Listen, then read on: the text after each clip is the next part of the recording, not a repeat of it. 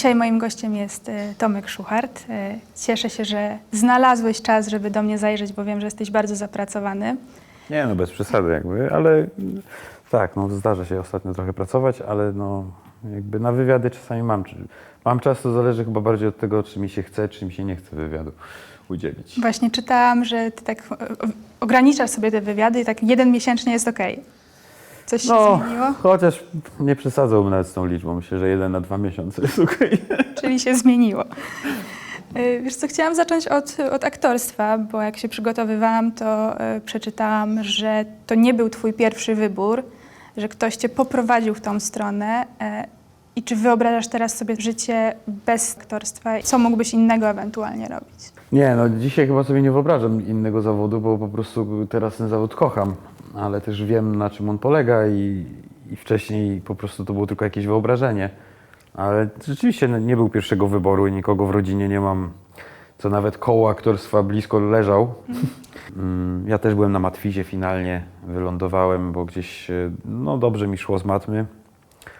Do momentu liceum, w którym po prostu zrozumiałem, że trafiłem do takiej klasy, gdzie miałem niesamowicie mądrych ludzi. No to okazało się, że tam w tej klasie nagle z moją matmą, którą myślałem, że mam na świetnym poziomie, jestem takim średni. No to zacząłem tak szukać jakiejś alternatywy dla tej matmy. Tak a propos aktorstwa, wypisałam sobie zdanie z wywiadu sprzed 10 lat, więc chcę zweryfikować, na ile się zmieniło twoje podejście, bo powiedziałeś, że chcę być manipulowany. Reżyser ma manipulować aktorem, żeby ta łajza egoistyczna, jak nas czasem nazywam, poczuła się współtwórcą. Czy podtrzymujesz to stanowisko, czy trochę się zmieniło w twoim myśleniu o współpracy z reżyserem? No, ciekawa wypowiedź. Jak Zelnik powinien powiedzieć. Ten młody człowiek prawdopodobnie myślał... Nie, jakby... Znaczy podpisuje się, że łajza egoistyczna, bo jakby wiadomo, że to jest ubrane w nawias i że to nie jest jakby 1 do 1 moje myślenie o aktorach, ale że są egoistami i wielokrotnie łajzami, no to... Że łajza w tym kontekście akurat była pozytywnym określeniem. Był taki czas pewnie 10 lat temu spokojnie, kiedy do kumpli też mówiłem łajzy i to było raczej... Bycie łajzą w moim otoczeniu było pozytywną sytuacją. Natomiast tak, że chcę być manipulowany, tak. No to wydaje mi się, że jeżeli to nie było z kontekstu wyrwane, bo wydaje mi się, że to nie jest kwestia, że ja chcę być manipulowany, tylko trzeba sobie uzmysłowić, że to polega na manipulowaniu. Im szybciej sobie zdamy sprawę, że tam jest manipulacja, że tam istnieje coś takiego jak manipulacja. Ja oczywiście uważam, że zdrowa, ta, która była niezdrowa, wymknęła się spod kontroli, były afery i to się nazywało mobbing. I to mam nadzieję już odchodzi w niepamięć, albo już w wielu miejscach zauważyłem po prostu, że odchodzi. I to dobrze. No to jest zła manipulacja, nie? To jest jak trochę z cholesterolem, że jest dobry i zły i jest też dobra manipulacja, czyli ta, na którą się umawiamy. No jakby to nie jest też jednostronne, że reżyser mną manipuluje, ale ja też nim. To znaczy ja to nazywam, tą manipulację zdrową, to nazywam ten moment rozmowy, kiedy próbujemy się przekonać, ale jesteśmy w impasie, bo nie jesteśmy w stanie, ja mam inną wizję czegoś, on ma inną wizję czegoś, no i musimy się jakoś na to zgodzić, ale jesteśmy obydwaj, obydwoje jesteśmy egoistami. I nikt nie chce odpuścić. No i w tym momencie jest dopuszczalna manipulacja, w której to w jakiś tam sposób nagle, nie wiem, ja mówię, a może masz rację, spróbujmy po twojemu. I to jest tak, że w jakiś to sposób, znaczy czasami oczywiście w jakimś takim idealnym świecie może to polega na tym, że jesteśmy dorosłymi ludźmi, którzy się dogadują na coś i właśnie wtedy są tymi współtwórcami, tak szumnie to nazywanymi, ale ja wolę to nazywać, że to jednak jest wspólna manipulacja, która ma na celu lepszy cel, znaczy osiągnięcie lepszego efektu. No i ja się wtedy na nią zgadzam i wtedy mogę dodać jakby to zdanie, czyli i w taki sposób chcę być manipulowany. No. Pracowałeś z najciekawszymi i takimi największymi współczesnymi reżyserami, no bo Wajda... Żyjącymi. Wajda już akurat nie jest. No, z Wajdą to moja współpraca to był jeden dzień zdjęciowy, w którym Andrzej Wajda siedział w kantorku i wyszedł raz dać cześć i I po tym, jak się wydarzyło już cała akcja, na koniec zdjęć wyszedł drugi raz dać cześć. Czyli Taki miałem tutaj- kontakt z Andrzejem Wajdą. No ale rozumiem też, no, to był pewien wiek już i Co większą i dłuższą styczność pewnie miałeś z Szumowską i Smarzowskim. też miałem. Powiedz mi, jak wygląda współpraca z tymi reżyserami i na ile różnią się ich style pracy? No wiesz co, no każdy ma inne metody, no krótko mówiąc. Jakby jakie to są metody, to też ciężko powiedzieć. Każdy ma inne wizje kina, chyba troszkę. No Wojtka kino znamy jako to kino właśnie, które no siekierą rąbie drwa i to na naszych oczach. Inni pokazują drwa, jak już są porąbane, a inni opowiadają tylko o tym, jakby to było porąbać drewno. Więc wydaje mi się, że każdy z tych reżyserów ma po prostu inne wizje. Ciężko mi powiedzieć, jakie to są wizje. Każdy ma trochę inny kontakt. Na pewno gdzieś tam chyba wspólną cechą ich wszystkich jest to gdzieś tam takie mocne zainteresowanie człowiekiem, ale też tego człowieka, którego chcą pokazać, czyli konkretnie na przykład moim ciałem albo moją emocjonalnością. Ja się też czuję tam zaopiekowany gdzieś, nie? To znaczy, że nie jestem tam wykorzystywany, tak czuję. Tak czuję, że jestem w stanie się... znaczy spotykam ich i oni mi po prostu mówią słuchaj, jest taka rzecz do zrobienia, nie? Jak ty czujesz, co uważasz, nie? No, myślę, że lubią aktorów, no, że kochają aktorów. W sensie, że wiedzą, że ten aktor też może im po prostu to zbudować, ale on też musi być zaopiekowany. Każdy ma inną metodę. Niektórzy są szorstcy w tym wszystkim, inni są po prostu przyjaciółmi, ale gdzieś to jest jakaś gra do wspólnej bramki. Ja nie chciałbym ich porównywać, ani też tutaj konkretnie zdradzać, jacy oni są naprawdę. Życzę każdemu ich spotkać, bo tutaj pewnie czy Janka Cholubka jeszcze, Janka Komasę trzeba by dodać, czy Piotrka Domalewskiego, czy no tych po prostu reżyserów takich, których jak gdzieś Leszka Dawida spotkałem i miałem świetne przeloty. No. Marcina Wrony już się nie da spotkać, ale generalnie tak, no to byli tacy fajni, tacy twórcy, z którymi miałem fajne takie przeloty, no i zresztą w tych innych rolach, nawet czasami mniejszych spotkaniach też to były fajne rzeczy, nie wiem. Ja gdzieś nauczyłem się chyba wyrzucać z pamięci te złe gorsze spotkania i tych, których po prostu nie mam ochoty już spotkać. Ta lista jest krótka, ale ona jest, istnieje. Nie mam zamiaru ich już więcej gdzieś tam ani spotykać, ani z nimi pracować, ani po prostu z nimi rozmawiać, bo są po prostu słabymi ludźmi. Ale ci wszyscy pozostali, to z każdym z nich jestem w stanie jeszcze kolejny raz wejść w współpracę, bo zawsze mają coś ciekawego do opowiedzenia. No to mnie też interesuje, bo ja sam też mam dużo rzeczy jeszcze ciekawych do opowiedzenia, tak mi się wydaje. Tego nie wiesz nigdy. Ja po prostu jestem zawsze otwarty i gotowy, żeby popracować ciekawie, nie? Żeby się gdzieś tam zanurzyć, że się czegoś dowiedzieć. Ja lubię ten zawód też dlatego, że dużo rzeczy się dowiaduję nowych.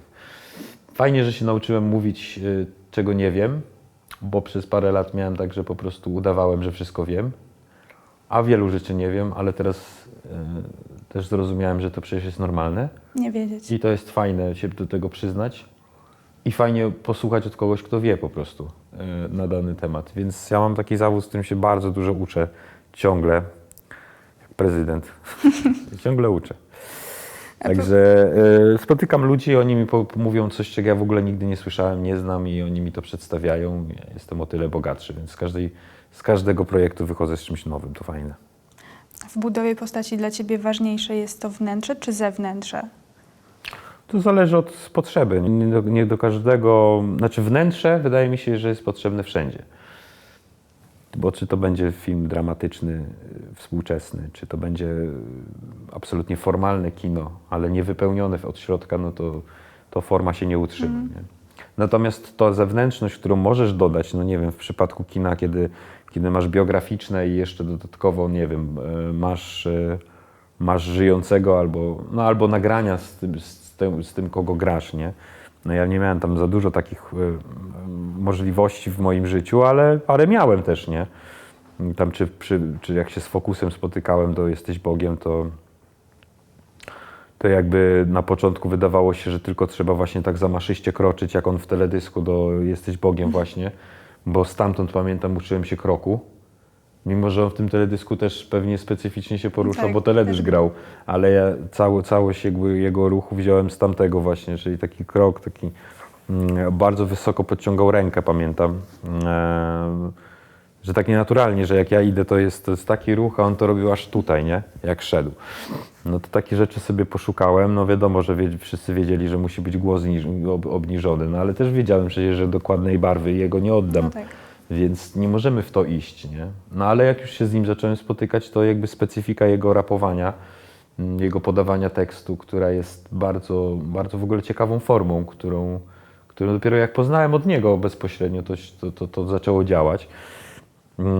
No to są super spotkania i tutaj forma jest jak najbardziej potrzebna, no ale jakbym nie włożysz tam w środku chłopaka emocji, no to nic z tych rzeczy by nie zadziałało, a tam się akurat wszystko zgrało, więc tak ciężko rozdzielać, czy dla mnie zewnętrzne czy wnętrze jest, bo ostatecznie chyba finalnie liczy się i tak tylko efekt, czyli to, żeby widz to zweryfikował i powiedział, że wow, to było fajne, nie? Fani odzywają się do ciebie? Masz ten feedback od tych ludzi, którzy oglądają filmy czy seriale? Jak to wygląda? Czy tylko na spotkaniach, czy jednak gdzieś przez internet docierają do ciebie? Znaczy, ja generalnie mam fajną sytuację, że że nie rozpoznają mnie na ulicy, więc nie mam jakoś specjalnie takiej relacji z fanami, którzy mnie, nie wiem, wyczekują, oblegają, zarzucają. To już szybciej w teatrze, jak wychodziłeś czasami, no to oni w teatrze wiedzą, że grałeś, to czasami przychodzą ci tam podpisać jakiś... Chociaż też już zauważyłem, że tam też jest niezły proceder się dzieje, że z tymi podpisami już spotykam takich ludzi, których piąty raz podpisuję 20 zdjęć i wiem, że one potem na Allegro chodzą, bo oni mają też wymianę, jak karteczkami się kiedyś wymieniało. Teraz To zdjęciami. oni teraz zdjęciami z autografami się wymieniają i to też jest niezłe, że wydaje ci się, że się to jest tobą zainteresowane, tak naprawdę gdzieś tam jest. Więc nie, no. Na ulicy też mnie mało kto rozpoznaje. Bardzo często spotykam te takie sytuacje, które już spotykam w życiu, czyli gdzieś w sklepie, to są właśnie w nierozpoznaniu. To znaczy skądś mnie kojarzy, ale najlepsze, że ja mam identyczny stan wtedy, bo ja mówię, kurde, ja go gdzieś spotkałem, co on robi? Ciekawe gdzie, na jakiś... I też, a się okazuje pewnie, że to jest przypadkowy przechodzień, którego ja też, bo on patrzy na mnie, ja na niego i nie rozpoznajemy się do samego końca, więc cześć, sobie kiwamy i idziemy. Tam docierają do mnie, czasem ktoś napisze coś na Facebooku czy gdzieś. Ale te media społecznościowe to dla mnie jest taka czarna magia trochę, ja tam rzadko bywam.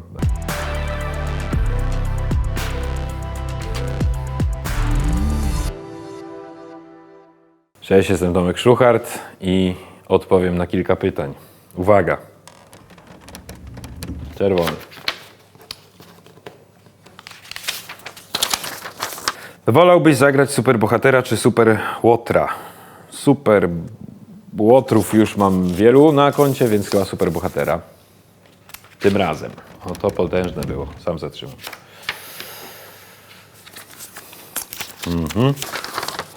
Jaką supermoc chciałbyś posiadać i dlaczego? O, niewidzialność. Chciałbym być niewidzialnym. Dlaczego? Nie trzeba tłumaczyć. Mógłbym okradać banki.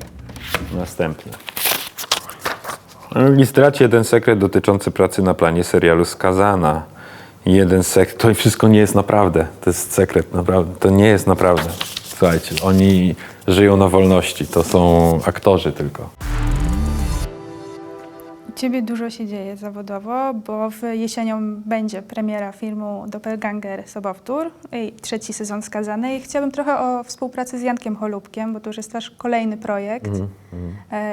Dlaczego wracasz do tego reżysera? Co takiego jest w tej współpracy? To jest źle zadane pytanie, bo to oczywiście powinno być pytanie zadane Jankowi. Dlaczego Janek Dlaczego chce z tobą wraca pracować? do mnie? No tak, a Janka, jakby zapytać Janka o to, czy chyba się nam po prostu dobrze pracuje. No. Ja Janka lubię, Janek lubi mnie. Chyba robię to, na co jemu zależy, znaczy jemu zależy na czymś i ja chyba to wykonuję, skoro Czyli rozumiecie się już trochę bez słów. prosi mnie kolejny raz. Nie wiem, czy bez słów. Janek daje konkretne, fajne uwagi.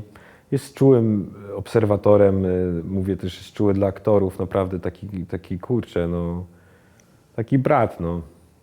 A dla mnie taki starszy brat, który po prostu też wszystko dokładnie wie, co ja potrzebuję w danym momencie.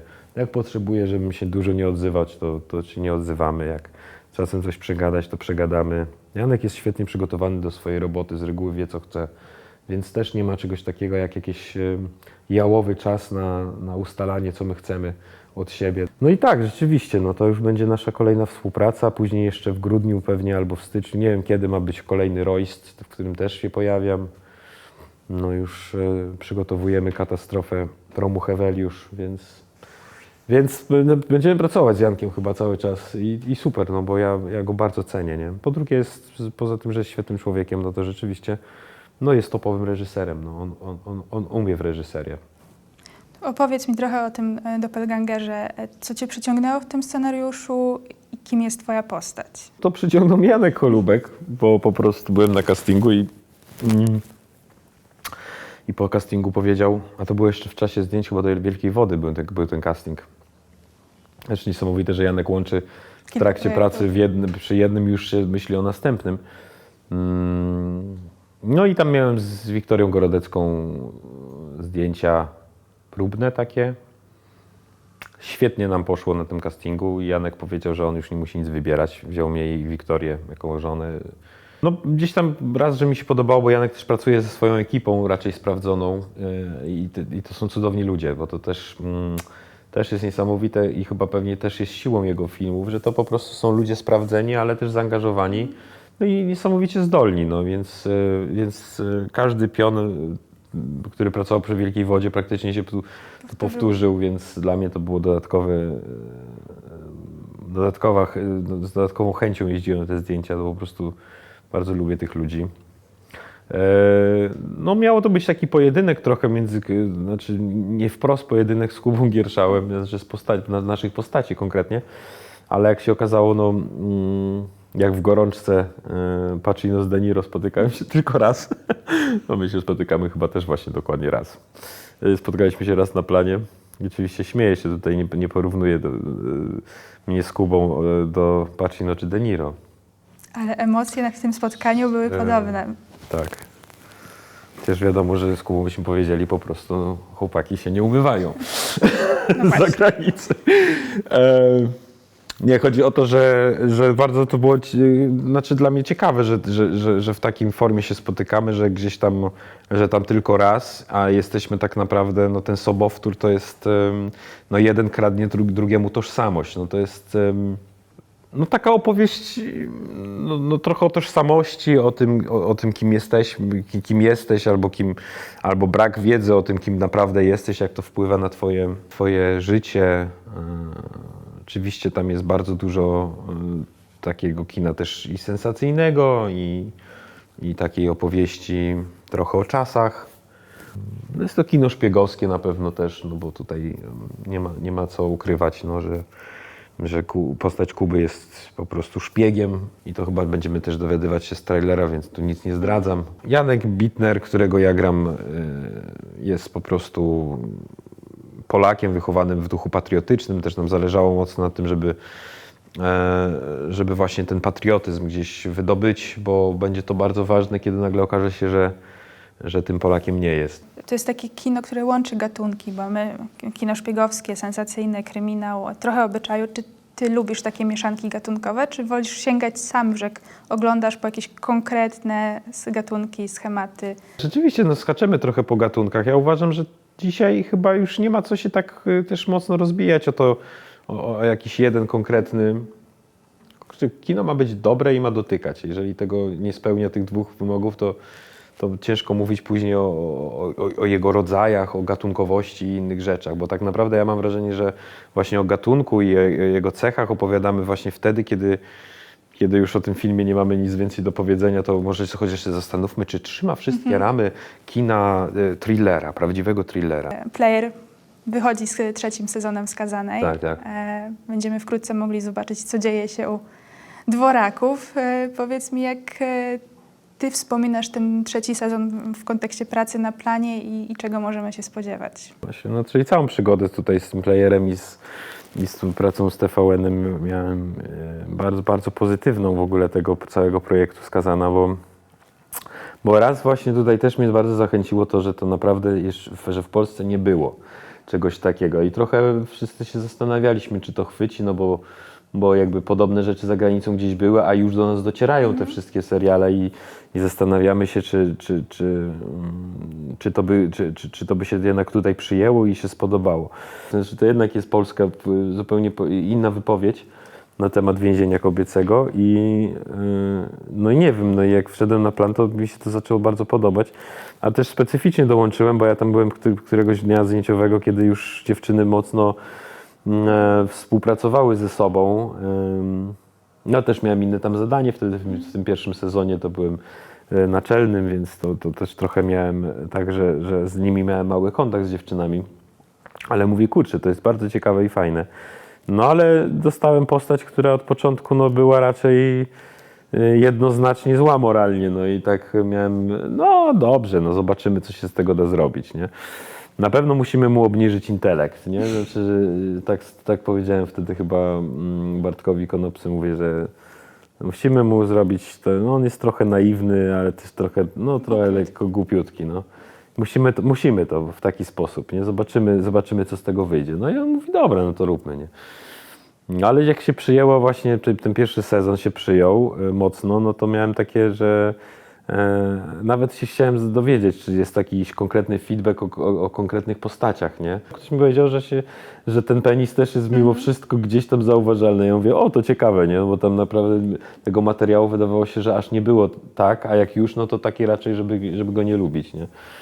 A paradoksalnie się to jakoś opłaciło. No i te nasze perypetie w trzecim sezonie, czyli tutaj moja żona Basia i Kosa, no to czyli ten trójkąt, który gdzieś tam stworzyliśmy, plus dziecko, które się pojawiło, ten trójkąt będzie się dalej rozwijał. No takich parę wyzwań było ciekawych zwrotów w tej postaci. Wydaje mi się, że jednak też chcieliśmy, żeby on się czegoś uczył. Myślę, że czegoś tam możemy się doszukiwać, że się czegoś nauczył i to jest fajne. Ale dalej mam wrażenie, że ten wątek nie jest skończony, nie? Że on się tak nie spuentował cały, ale gdzieś to jest, nie wiem, gdzieś w ciekawą stronę poszedł. No a po drugie na planie, no to miałem tą przyjemność właśnie pracować ze Ścisło i z Malikowską Martą.